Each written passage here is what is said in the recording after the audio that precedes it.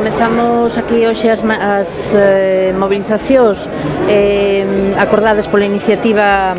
galega pola gratuidade da sanidade, con esta concentración diante do ULA, e que nos levarán tamén o día 17 a unha manifestación nacional en Santiago para reclamar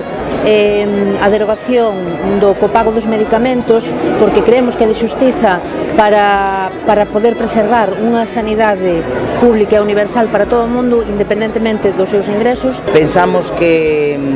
realmente é unha medida que perxudica aos usuarios e ás usuarias, que fai que perdan adherencia aos tratamentos, polo tanto que empeore a súa saúde, que sufran máis ingresos e ao final nos coste a todos máis como sociedade. Entón parécenos un imposto á enfermedade que rexeitamos,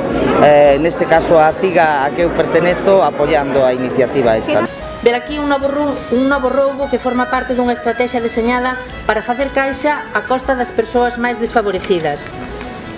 Como dicía antes, as persoas, organizacións políticas e sindicais, colexios profesionais e colectivos sociais que apoiamos este manifesto,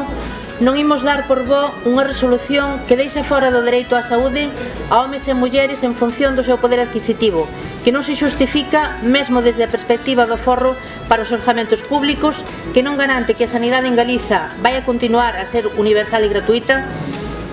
pois significa de facto a ruptura de todas as liñas vermellas que garantían a universalidade da sanidade. Non hai, en definitiva, máis camiño que, primeiramente, instar ao Goberno do Estado a derogar o Real Decreto 243/2012, onde se sentan as bases para a política de copago e onde se recollen, entre outros aspectos, o transporte sanitario non urxente ou o material ortoprotésico. En segundo lugar, instar ao presidente da Xunta de Galiza a que paralice a entrada en vigor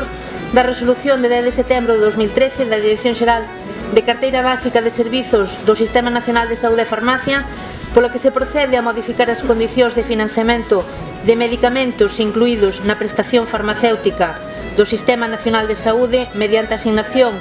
de contribución da persoa usuaria, e na mesma liña demandar do Goberno do Estado a derogación da resolución recollida no BOE de 10 de setembro que establece a obrigatoriedade da achega do usuario para as patoloxías e a carteira de medicamentos fixadas na referida resolución.